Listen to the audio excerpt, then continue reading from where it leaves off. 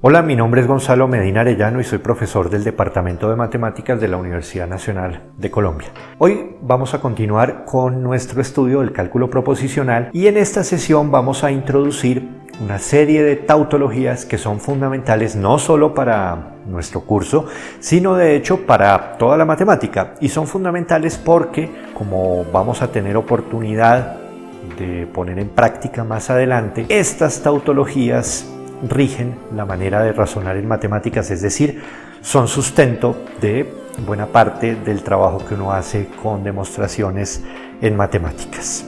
Comencemos entonces.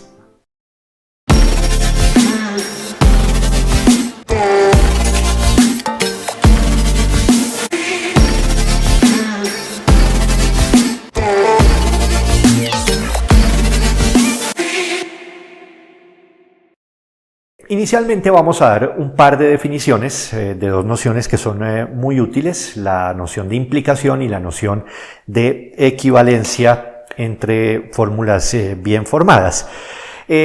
Son dos aspectos notacionales, pero son muy útiles. Empecemos entonces. Vamos a decir que si tenemos un par de fórmulas bien formadas, alfa y beta, decimos que alfa implica a beta si el condicional, si alfa entonces beta, es una tautología. Y en el caso en que alfa implique a beta, entonces vamos a utilizar esta notación que tenemos acá. Una flecha doble que tiene dirección de alfa hacia beta. Recordemos, esto lo que significa es que el condicional, si alfa entonces beta, es una tautología. De manera completamente similar, vamos a decir ahora que dadas un par de fórmulas bien formadas alfa y beta, por ejemplo, vamos a decir que alfa equivale a beta si el bicondicional alfa sí y solo si beta es una tautología. Y en ese caso, si alfa equivale a beta, vamos a escribir algo de este estilo. Vamos a usar ahora entonces una flecha doble en ambas direcciones, bidireccional. Dense entonces cuenta que las flechas dobles las utilizamos solamente para cuestiones notacionales, para indicar si es la flecha doble en un solo sentido, para indicar que el condicional correspondiente es una tautología, y si es una flecha doble bidireccional, para indicar que el bicondicional correspondiente es una tautología. Bien, con estas notaciones que acabamos de introducir, vamos a tener la posibilidad de presentar algunas de las tautologías que vamos a introducir de una manera mucho más cómoda. Estas tautologías las he dividido en tres grupos fundamentales. El primer grupo corresponde a tres tautologías que son de hecho el cimiento de lo que se conoce como la lógica clásica. Y esas tres tautologías son el principio de identidad, que esencialmente, tal como tenemos aquí, lo que nos dice es que toda fórmula bien formada es equivalente a sí misma. La ley del tercero excluso, que nos dice, bueno, si damos una lectura literal, lo que nos está diciendo es que si tomamos cualquier fórmula bien formada alfa, alfa o no alfa es una tautología. Pero la interpretación y de hecho la justificación de por qué esto se conoce como tercero excluso pues sugiere que se están excluyendo terceras opciones. Y claro que se están excluyendo terceras opciones, porque aquí lo que estamos diciendo es que para toda fórmula bien formada tenemos una de dos posibilidades.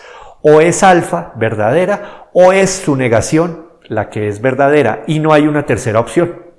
Eso entonces muestra que efectivamente estamos excluyendo aquí terceras posibilidades y por eso esta tautología se denomina la ley del tercero excluso.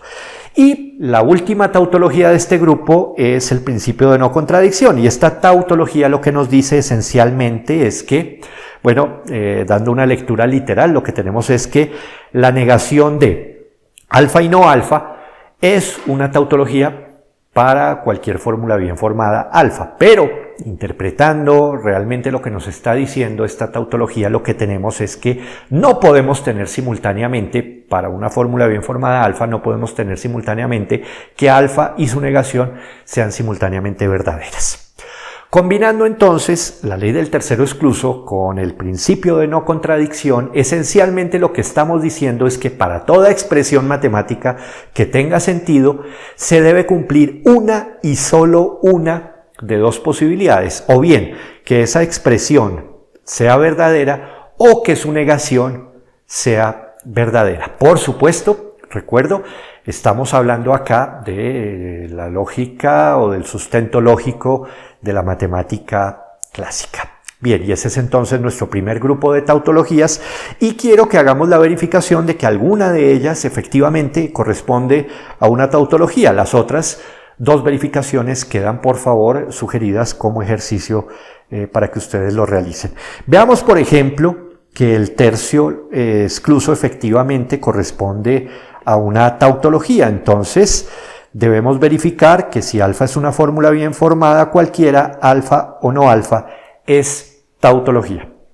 Para esto entonces vamos a construir la tabla de verdad. Tomamos alfa como única expresión constituyente de nuestra fórmula bien formada completa y necesitamos otra columna para la negación de alfa y una tercera columna para la disyunción entre las dos columnas anteriores. Es decir, en la última columna vamos a tener ya la fórmula completa, alfa o no alfa. Como solamente tenemos una proposición simple involucrada, que en este caso es alfa, pues nuestra tabla de verdad va a tener solamente dos filas que corresponden a los posibles valores de verdad para alfa, que son o verdadero o falso. Y bien, pasamos ahora a la columna en donde tenemos la negación de alfa. Sabemos que la negación nos intercambia los valores de verdad, por lo tanto, en la primera fila, que alfa era verdadera, su negación es ahora falsa, y en la segunda fila, en que alfa era falsa, ahora su negación es verdadera. Y debemos hacer, finalmente, para terminar, la disyunción entre alfa y no alfa, es decir, debemos examinar ahora qué sucede con la disyunción para las columnas 1 y 2 de nuestra tablita. Recordemos que la disyunción se hace falsa solo en un caso, cuando las dos expresiones involucradas son falsas, y aquí eso no sucede. En la primera fila de nuestra tabla de verdad, alfa es verdadera, por lo tanto la disyunción de alfa con no alfa también es verdadera. Y en la segunda fila tenemos ahora que no alfa es la que es verdadera, por lo tanto la disyunción de alfa con no alfa en esta segunda fila también se hace verdadera. Para resumir, lo que tenemos es que en cualquiera de los dos casos posibles, alfa o no alfa nos resultó ser verdadera, es decir, alfa o no alfa es efectivamente una tautología. Recordemos, es la tautología que se denomina usualmente la ley del tercero excluso. Pasemos ahora a la segunda categoría, al segundo grupo de nuestras tautologías fundamentales. Todas las tautologías de este segundo grupo, de esta segunda categoría, son equivalencias. Y esta segunda categoría entonces la denomino yo el grupo de las equivalencias fundamentales. Y esencialmente lo que me expresan son propiedades de los operadores lógicos y algunas formas de transformar algunas expresiones en otras que sean equivalentes. Comencemos entonces con este segundo grupo. Tenemos entonces en primer lugar la doble negación, y la doble negación lo que me está diciendo es, si tenemos la lectura literal, que la negación de alfa es equivalente a alfa. ¿Qué me está diciendo realmente esta tautología? Lo que me está diciendo es que si yo tengo una fórmula bien formada alfa, cualquiera, y en algún momento necesito agregarle dos negaciones, lo puedo hacer. El resultado de agregar esas dos negaciones va a ser una nueva expresión bien formada que es equivalente al original. O también, si en algún momento yo tengo una expresión que está con una doble negación, es decir, tengo una expresión negada dos veces, puedo suprimir esas dos negaciones y el resultado de suprimir esas dos negaciones resulta ser equivalente a lo que tenía en un comienzo. Por supuesto, esto no solamente es válido para dos negaciones, sino que podemos, por aplicaciones repetidas de esta propiedad, ver que podemos o agregar o suprimir cualquier número par de negaciones. Es decir, podemos o bien agregar o suprimir 4 negaciones, 6 negaciones, 2 negaciones, etcétera. Cualquier número par de negaciones si lo requerimos. Bien, Esa es entonces nuestra primera tautología de este grupo, la ley de la doble negación. Tenemos en segundo lugar las leyes conmutativas y tenemos las leyes conmutativas para la conjunción, que es nuestra primera equivalencia, para la disyunción, esta segunda, para la o exclusiva, la tercera equivalencia que tenemos acá, y para el bicondicional, que es la cuarta equivalencia que tenemos acá. Ahora, pensemos un poco en qué quieren decir estas leyes conmutativas. Conmutar, un sinónimo de conmutar es cambiar. Las leyes conmutativas, en este caso, lo que me están diciendo es que para estos operadores, para la conjunción, para la disyunción, para la o exclusiva y para la equivalencia, podemos cambiar el orden en que aparecen los operandos y la expresión resultante es equivalente a la original. Entonces, por ejemplo, la ley conmutativa para la conjunción, tal como la tenemos acá, lo que nos dice es que alfa y beta es equivalente a beta y alfa. Lo que acabábamos de decir, si tenemos la expresión alfa y beta, la conjunción de alfa con beta, podemos intercambiar los papeles de los operandos, en este caso podemos intercambiar los papeles de alfa y beta, y el resultado, que sería beta y alfa, es ahora una expresión que es completamente equivalente a la original. Lo mismo sucede para la disyunción, podemos intercambiar los operandos en una disyunción y el resultado es equivalente al original, o también si la disyunción es exclusiva podemos intercambiar los operandos e incluso lo podemos hacer también con un bicondicional. Y claro, inmediatamente surge una pregunta. Tenemos acá 4 de nuestros 5 operadores binarios. ¿Qué pasa con el quinto? ¿Qué pasa con el condicional? Pues bien, como vamos a ver a continuación, con el condicional hay que tener muchísimo cuidado. El condicional no satisface en general la propiedad conmutativa. Y es esa la razón por la cual cuando escribimos un condicional, ustedes recordarán, tenemos que tener claramente distinguido quién está a cada lado de ese condicional. Es importante el orden en que pongamos los operadores en un condicional, tanto así que recuerden, tenemos un nombre específico para cada uno de los operadores. El que aparece antes del condicional lo denominamos antecedente y el que aparece después lo denominamos consecuente, y es fundamental el papel, el orden en que cada uno de esos operadores aparece. Si intercambiamos los operadores en un condicional, el sentido de la expresión puede en principio alterarse. En otras palabras, el condicional no satisface la propiedad conmutativa. Antes de ver ese hecho, veamos es que algunas de estas tautologías que tenemos nosotros, que algunas de estas equivalencias efectivamente corresponden a tautologías. Por ejemplo, verifiquemos la conmutatividad de la conjunción, es decir, vamos a verificar nosotros acá que alfa y beta, si alfa y beta son fórmulas bien formadas arbitrarias, vamos a verificar que alfa y beta es equivalente a beta y alfa. Para hacerlo entonces, pues tenemos que construir una tabla de verdad en la que tenemos como proposiciones constituyentes a alfa y a beta. Eso nos indica entonces inmediatamente que nuestra tabla de verdad va a tener 4 filas correspondientes a las 4 posibles combinaciones de valores de verdad para alfa y para beta. Y empezamos a formar ahora las columnas que nos van a permitir ir construyendo paso a paso nuestra fórmula bien formada completa. Necesitamos una columna adicional para alfa y beta. Necesitamos también ahora una cuarta columna para beta y alfa. Vamos finalmente a requerir una última columna para el bicondicional entre alfa y beta y beta y alfa. Es decir, en la última columna tenemos ya la expresión completa, alfa y beta, sí y solo sí, beta y alfa. Y nuestro interés es ver que ese bicondicional es efectivamente una tautología. Empecemos entonces a completar nuestra tabla de verdad. Formamos en primer lugar las 4 posibles combinaciones de valores para alfa y beta. Y ahora veamos qué pasa con alfa y beta. Ustedes recordarán, para la conjunción se hace verdadera solamente cuando las dos expresiones sean verdaderas. En nuestro caso, eso sucede en el primer renglón solamente. En el primer renglón es la única de las 4 posibilidades que tenemos en que tanto alfa como beta son verdaderas. Así que el primer renglón para alfa y beta es verdadero y los 3 renglones siguientes son falsos. Pasamos ahora a la siguiente columna, beta y alfa. Nuevamente se trata de una conjunción. Otra vez, esta conjunción solo se hará verdadera cuando tanto alfa como beta sean verdaderas, y eso sucede nuevamente en el primer renglón. Así que el primer renglón es verdadero y los 3 siguientes son falsos. Y finalmente debemos examinar el bicondicional entre las columnas 3 y 4 que acabo de resaltar acá. En esas 2 columnas la situación que se presenta es la siguiente. En la primera fila las 2 expresiones son verdaderas, por lo tanto el bicondicional es verdadero. Y en las siguientes 3 filas las 2 expresiones son simultáneamente falsas. Es decir, las 2 expresiones tienen otra vez el mismo valor de verdad, por lo tanto su bicondicional nuevamente es verdadero.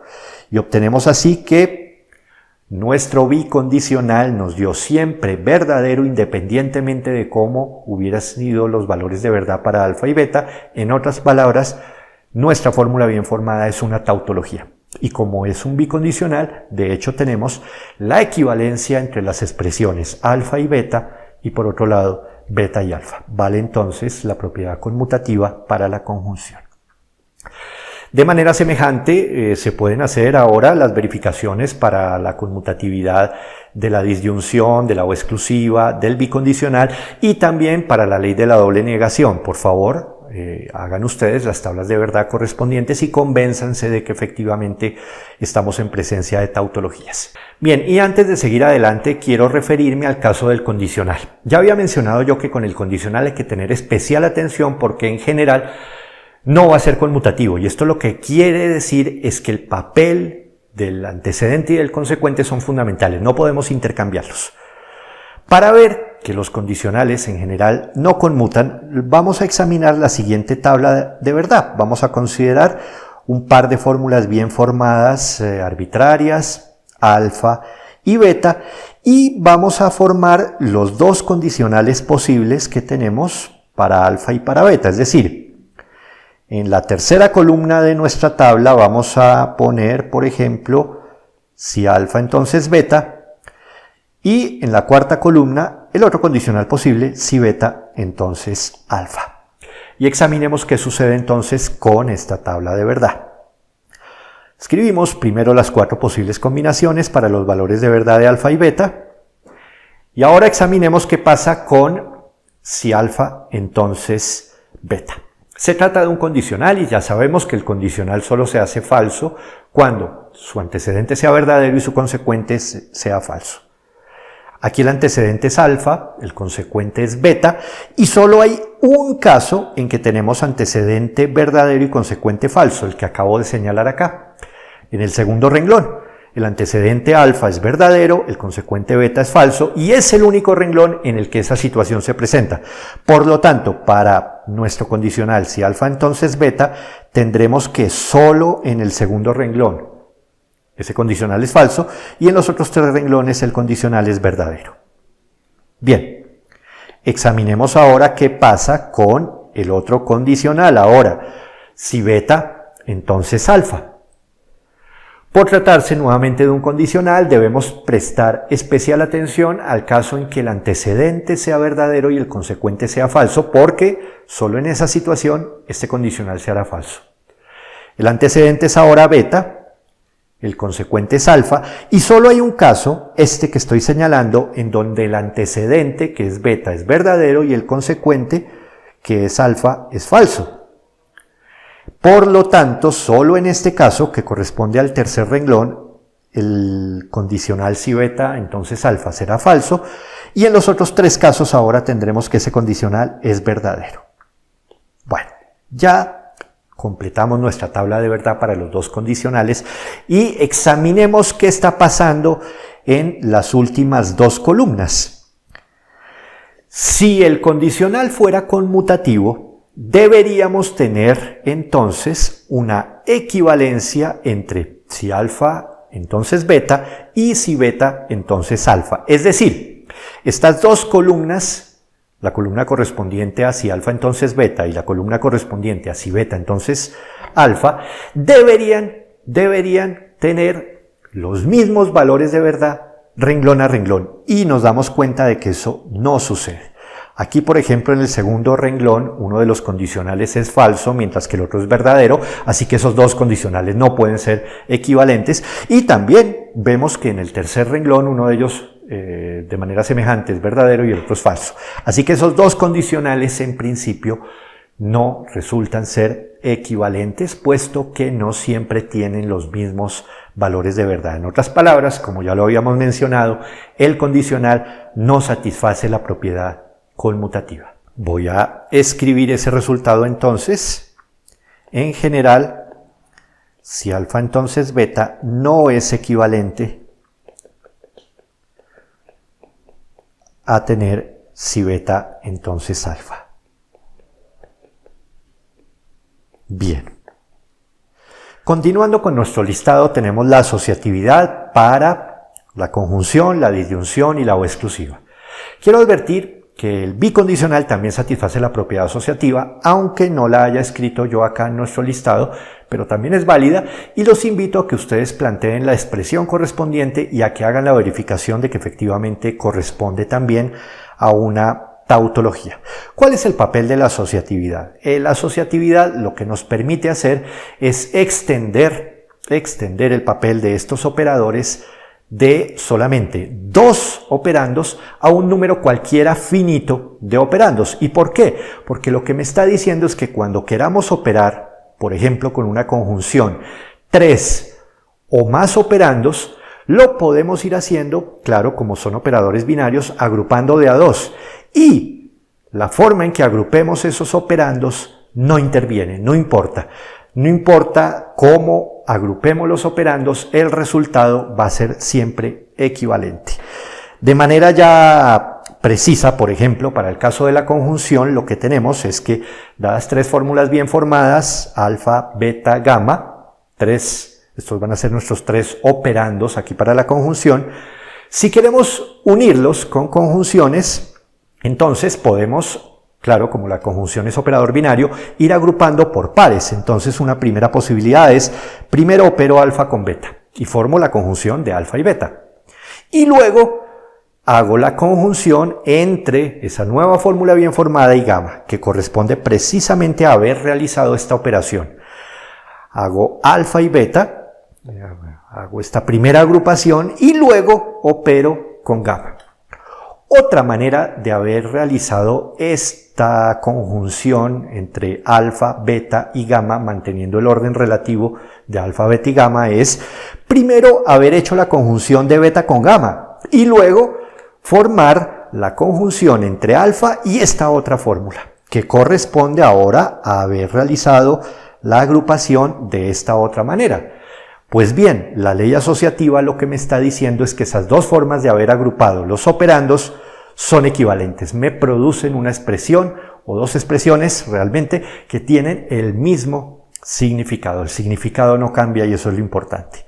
Algo similar tenemos para el caso de la asociatividad de la O, aquí aparece enunciada, se darán cuenta ustedes que es esencialmente lo mismo, solo que ahora el operador es la disyunción, y también algo similar para la O exclusiva. Bien. Otras de nuestras equivalencias fundamentales vienen a continuación con las leyes de idempotencia. Las leyes de idempotencia esencialmente lo que me están diciendo es que si yo lo requiero en algún momento y tengo una fórmula bien formada alfa, puedo duplicar esa fórmula, bien sea con una conjunción o con una disyunción, y la expresión resultante es equivalente a la original. De manera simbólica lo que estamos diciendo es que para toda fórmula bien formada alfa y alfa equivale a alfa, y también alfa o alfa equivale a alfa. Bien, tenemos también las que se denominan leyes distributivas, y tenemos acá, por ejemplo, en esta primera equivalencia, que la conjunción distribuye sobre la disyunción. La segunda lo que nos está diciendo es que al revés también se cumple. La disyunción distribuye sobre la conjunción. Y esto se parece muchísimo a las leyes distributivas que uno conoce del trabajo algebraico en los sistemas numéricos. Por ejemplo, nosotros sabemos que el producto distribuye sobre la suma. ¿Qué quiere decir que el producto distribuya sobre la suma? Pues que si tenemos, por ejemplo, el producto de A con la suma de B y C, esto se distribuye y nos da origen a el producto de A con B sumado con el producto de A con C. Dense cuenta que en un sentido estamos distribuyendo, pero en el otro estamos factorizando. Ahora, como esto es una igualdad, pues lo que nos está indicando es que lo podemos hacer en cualquiera de las dos direcciones, bien sea podemos distribuir o bien sea podemos factorizar. Bueno, en el caso nuestro, nuestras operaciones no son suma y producto y no tenemos números, nosotros tenemos fórmulas bien formadas y nuestras operaciones acá son conjunción y disyunción, pero dense cuenta que la forma en abstracto es esencialmente la misma. Tenemos alfa y voy a formar la disyunción entre alfa y ahora la conjunción entre beta y gamma. Entonces dense cuenta que estamos involucrando dos operaciones binarias. En el caso numérico, las dos operaciones eran producto y suma. En nuestro caso, las dos operaciones son disyunción y conjunción. Y esto se distribuye de manera muy semejante a cómo se distribuiría un producto sobre una suma numérica como teníamos anteriormente. Es decir, esto resulta ser equivalente a tener alfa o beta y alfa o gamma. Y aquí tenemos entonces la propiedad distributiva de la disyunción sobre la conjunción. Ahora, también se satisface la otra propiedad distributiva, es decir, también tenemos que alfa y beta o gamma se distribuye y esta expresión nos resulta equivalente a tener alfa y beta o alfa y gamma. Por favor, realicen ustedes las tablas de verdad correspondientes para garantizar que efectivamente estamos en presencia de tautologías. Y otro par de propiedades muy importantes de los operadores lógicos nos las dan las leyes de De Morgan. Y las leyes de De Morgan nos dicen esencialmente cómo negar una conjunción o cómo negar una disyunción. Veamos entonces las dos leyes de De Morgan. La primera que tengo aquí en nuestra presentación, la negación de una conjunción.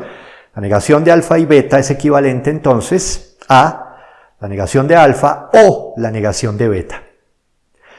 Dense cuenta entonces que la negación cambia el operador. La negación de una conjunción resulta ser ahora una disyunción.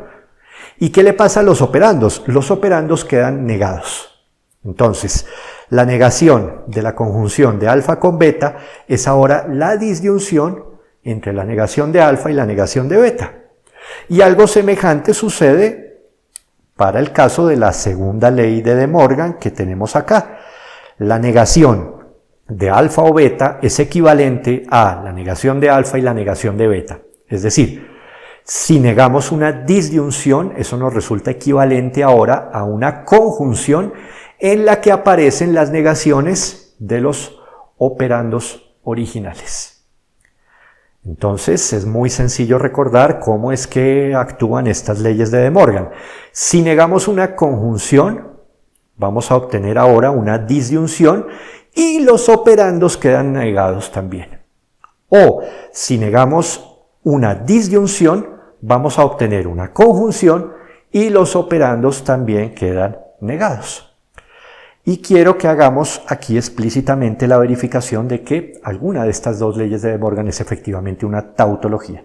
Veamos, por ejemplo, qué sucede con el caso de la negación de una conjunción. Es decir, vamos a verificar que la negación de alfa y beta es efectivamente equivalente a tener la negación de alfa o la negación de beta. Para esto, entonces, pues vamos a construir la tabla de verdad correspondiente. Bien, tenemos dos expresiones aquí constituyentes que son alfa y beta. Eso nos indica, ya sabemos que nuestra tabla de verdad va a tener 4 renglones.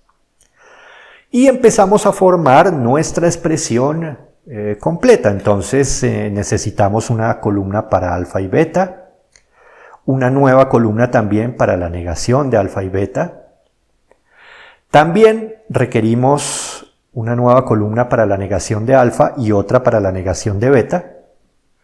Otra para la disyunción entre estas dos negaciones, es decir, una nueva columna para no alfa o no beta. Y una columna final, ahora sí, para todo nuestro bicondicional completo. Nuestro bicondicional es, entonces, la negación de alfa y beta, sí y solo sí, la negación de alfa o la negación de beta.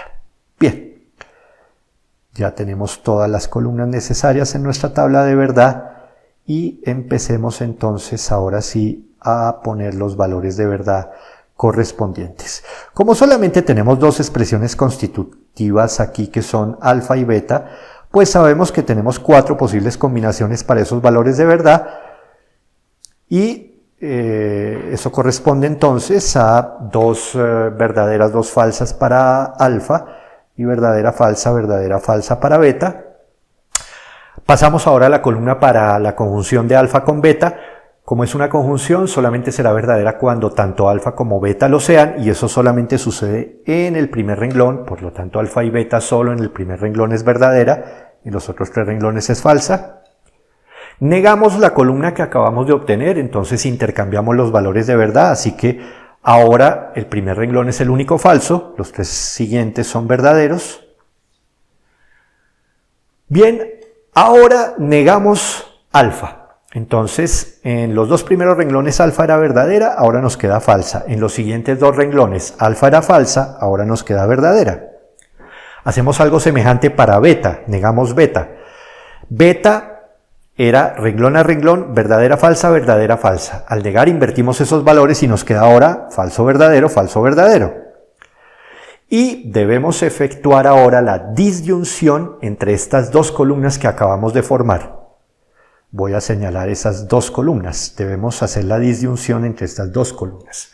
Recordemos que la disyunción solamente se hace falsa cuando las 2 sean falsas. Y en ese caso, esto sucede solamente en el primer renglón. Así que en el primer renglón la disyunción va a ser falsa y en los siguientes 3 renglones la disyunción es verdadera. Para terminar, debemos ahora examinar el bicondicional entre la columna correspondiente a la negación de alfa y beta, que la acabo de señalar acá, y la columna correspondiente a no alfa o no beta, que acabo de señalar también acá. Y dense cuenta, para estas 2 columnas la situación que tenemos es que fila a fila los valores de verdad de las 2 columnas son siempre iguales. En la primera fila las 2 expresiones son falsas, por lo tanto el bicondicional en esa fila nos da verdadero. Y en las siguientes 3 filas, en los renglones 2, 3 y 4, las 2 expresiones son simultáneamente verdaderas. Por lo tanto, el bicondicional en esos otros 3 renglones también nos da verdadero. En otras palabras, lo que estamos diciendo es que este bicondicional nos dio siempre verdadero, independientemente de cómo fueran alfa y beta. En otras palabras, este bicondicional corresponde a una tautología. Y tenemos entonces la equivalencia anunciada. Continuando con nuestras tautologías fundamentales, tenemos las leyes de identidad y las leyes de dominación. Son muy similares, hay que tener cuidado de no confundirlas. Las leyes de identidad lo que me dicen es que si yo tengo una expresión alfa, fórmula bien formada, entonces la conjunción de alfa con cualquier tautología es equivalente a alfa. Esa es una de las leyes de identidad. La otra, la disyunción entre alfa y cualquier contradicción es equivalente también a alfa. Las leyes de dominación intercambian ahora los operadores lógicos. Entonces ahora, si yo tengo una disyunción entre alfa y una tautología, eso es equivalente a tener tautología. Y si tengo una conjunción entre alfa y una contradicción, esto es equivalente ahora a una contradicción. Hagamos la verificación de que alguna de estas 4 es efectivamente tautología. Por supuesto, mi invitación es que ustedes hagan todas las verificaciones. Aquí nosotros vamos a hacer la verificación para una de ellas. Por ejemplo, verifiquemos que esta ley de dominación corresponde efectivamente a una tautología. Vamos a verificar que alfa y contradicción equivale a contradicción. Bien, nuestra fórmula bien formada tiene una sola expresión constituyente, que es alfa. Y necesitamos entonces una columna claro para alfa, una columna para la contradicción, otra columna en donde hagamos la conjunción de alfa con contradicción y finalmente la última columna para el bicondicional entre alfa y contradicción y contradicción. Bien, entonces, pues como solamente tenemos alfa como proposición simple constituyente, tenemos solamente dos renglones que corresponden a los posibles valores de verdad para alfa, verdadero o falso, y empecemos entonces a llenar las demás columnas de nuestra tabla de verdad. La columna correspondiente a contradicción, pues debe ser siempre falsa. Precisamente esa es la definición de una contradicción. Es una expresión que siempre es falsa. Así que la columna para contradicción es una columna exclusivamente de ceros. Debemos hacer ahora la conjunción entre alfa y contradicción. La conjunción solo se hace verdadera si ambas son verdaderas. En nuestro caso, una de las expresiones involucradas es una contradicción que jamás es verdadera, por lo tanto, esta columna correspondiente a alfa y contradicción jamás se puede hacer verdadera, siempre será falsa. Bien, y ya estamos a punto de terminar, debemos ahora examinar el bicondicional entre las dos columnas que acabo de señalar. En esas dos columnas tenemos que renglón a renglón los valores de verdad son siempre iguales. En la primera fila, para esas dos columnas, las dos expresiones son falsas, por lo tanto el bicondicional es verdadero, y lo mismo sucede en el segundo renglón. En el segundo renglón, en esas dos columnas señaladas, las expresiones son simultáneamente falsas, por lo tanto el bicondicional nuevamente es verdadero. Estamos diciendo entonces que este bicondicional siempre nos resultó verdadero, en otras palabras, corresponde a una tautología, y esa tautología lo que nos indica es la equivalencia entre alfa y contradicción, que es una de nuestras leyes de dominación. Bien, tenemos ahora otras equivalencias fundamentales. La ley del condicional, por ejemplo, que nos dice que podemos expresar un condicional de forma equivalente en términos de negaciones y disyunciones, tal como vemos acá. Si alfa, entonces beta resulta ser equivalente a tener no alfa o beta. Es decir, un condicional lo podemos sustituir o lo podemos expresar de manera completamente equivalente por la negación de su antecedente o su consecuente. Bien. La otra equivalencia muy importante para nosotros va a ser la ley de la contrarrecíproca, y va a ser muy importante porque de hecho es la base, es el sustento de uno de los métodos de demostración de los cuales vamos a hablar más adelante, las demostraciones por la contrarrecíproca. Esta ley de la contrarrecíproca lo que nos dice es que toda expresión condicional es equivalente a su expresión contrarrecíproca.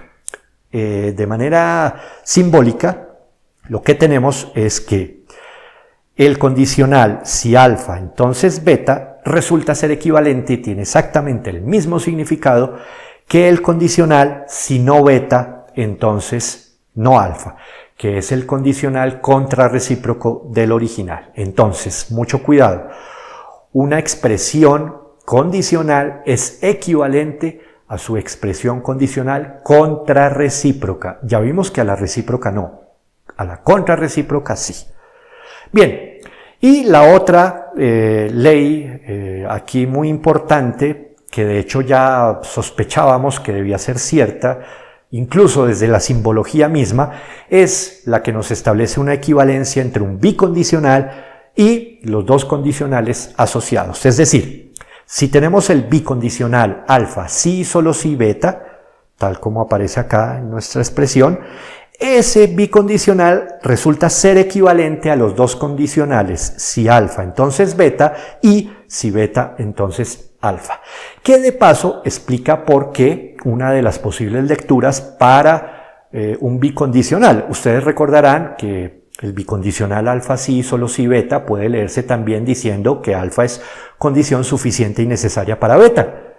Y esto de ser condición suficiente y necesaria se puede expresar en términos de condicionales, claro, y eso es precisamente lo que tenemos aquí.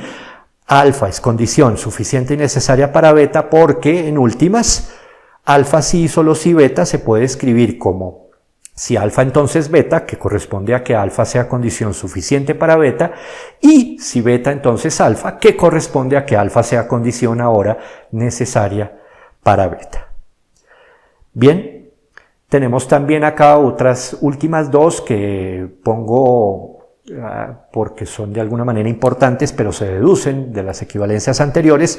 Una negación del condicional, pero veamos que esto lo podemos deducir de las que ya conocemos. Si tenemos la negación del condicional si alfa entonces beta, sabemos que esto es equivalente, utilizando por ejemplo la ley del condicional, esto es equivalente a tener la negación ahora de no alfa o beta.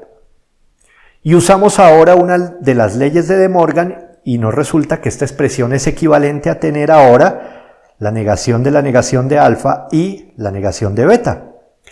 Y sabemos por otra de nuestras tautologías anteriores que la doble negación de alfa es equivalente a alfa, así que esta expresión nos resulta en últimas equivalente a tener alfa y no beta. Y combinando esta cadena de equivalencias, en últimas hemos obtenido precisamente la que tenemos aquí abajo como negación del condicional. La negación del condicional si alfa entonces beta es equivalente a tener alfa y no beta. En otras palabras, la negación de un condicional es equivalente a tener ahora el antecedente y la negación del consecuente.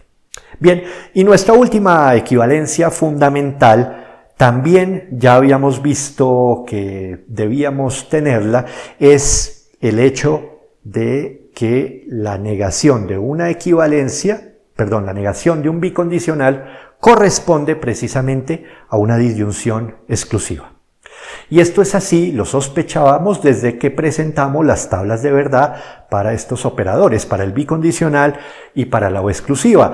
En esas tablas de verdad ustedes recordarán, si uno la examina renglón a renglón, nota que una de esas tablas es lo contrario de la otra. Los valores de verdad están invertidos y precisamente la negación se encarga de invertir los valores de verdad. Así que realmente, esto ya lo sospechábamos, la negación de alfa si solo si beta es equivalente a la disyunción exclusiva de alfa con beta. Bien, esa es entonces la lista de la segunda categoría de nuestras tautologías fundamentales. Para terminar, vamos a hablar ahora de la tercera categoría de nuestras tautologías fundamentales, y esta tercera categoría está caracterizada porque todas las tautologías de esta categoría son de tipo implicativo. Esta tercera categoría además se conoce como la categoría de los silogismos clásicos. Son las tautologías que de alguna forma rigen la manera de razonar en matemáticas clásicas. Una de ellas, por ejemplo, muy famosa, y los nombres además nos vienen desde la época aristotélica, es modus ponens, que nos dice que si nosotros tenemos un condicional y sabemos que tenemos el antecedente de ese condicional, nos podemos entonces quedar con el consecuente. Y es la manera de razonar, claro, en matemáticas. Si yo sé que cada vez que tenga alfa puedo obtener beta, y tengo alfa, pues claro está, obtengo beta. Y eso es lo que nos está diciendo específicamente modus ponens. Si tenemos alfa y el condicional si alfa entonces beta, esto implica beta. De manera muy semejante tenemos también ahora modus tollens, y ustedes pueden darse cuenta, modus tollens no es otra cosa que modus ponens vuelto a escribir utilizando ahora la equivalencia entre el condicional si alfa entonces beta y su contrarrecíproca. Así que modus tollens es de hecho un caso especial de modus ponens utilizando la contrarrecíproca de si alfa entonces beta. Otra de nuestras tautologías fundamentales acá de tipo implicativo, el silogismo hipotético, que nos dice que podemos encadenar la manera de razonar, es decir, si sabemos que de alfa obtenemos beta y a su vez sabemos que de beta obtenemos gamma, en últimas de alfa podemos obtener gamma. De manera simbólica, si tenemos los dos condicionales, si alfa entonces beta, y también tenemos el condicional si beta entonces gamma, en últimas lo que tenemos es un condicional que tiene como antecedente alfa y como consecuente gamma. Otro grupo de implicaciones muy importantes y muy útiles lo tenemos con las leyes de adición y las leyes de simplificación. Las leyes de adición lo que me dicen es que yo a una fórmula bien formada le puedo agregar lo que yo quiera, y esto es importantísimo porque en matemáticas cuando uno dice lo que yo quiera, significa es lo que yo necesite. Le puedo agregar a una fórmula bien formada lo que yo necesite, lo que yo quiera, con una disyunción. En términos simbólicos, alfa implica alfa o beta para cualquier otra fórmula bien formada beta. Y de manera ahora contraria, tenemos las leyes de simplificación, que lo que me dicen es que si yo tengo ahora una conjunción, por ejemplo la conjunción de alfa con beta, me puedo quedar con cualquiera de los dos operandos, me puedo quedar o bien sea con alfa solamente o con beta. De manera simbólica, alfa y beta implica alfa por un lado, pero también alfa y beta implica beta. Bien. Tenemos también el silogismo disyuntivo, que es otro mecanismo de razonamiento que incluso a nivel intuitivo tiene mucho sentido. Si yo tengo dos opciones y sé que una de ellas no es válida, pues necesariamente debe ser la otra.